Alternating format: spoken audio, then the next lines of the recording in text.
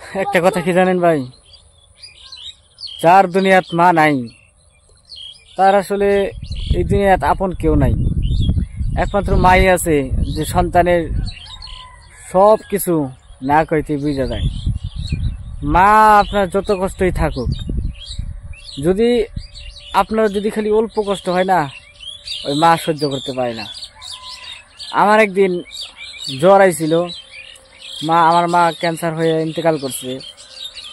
তো আমার মা এত কষ্ট করছে ক্যান্সারে, প্রত্যেক দিন বিষে বিষে কান্দিছে, ডেইলি রাত্রিবেলা ঘুম পাড়তে পারে নাই।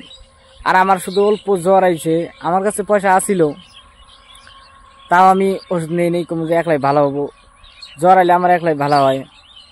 তো তাও আমার মা কি করছে, তারুণ থেকে পয়সা নিয়ে আমাকে দিচ্ছে যে যা ওষুধ তাই না খা।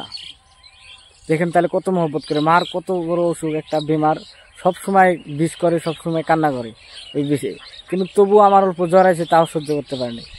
আর সেই জন্যই মা সারা দুনিয়াতে কেউ নিঃস্বার্থে ভালোবাসে না।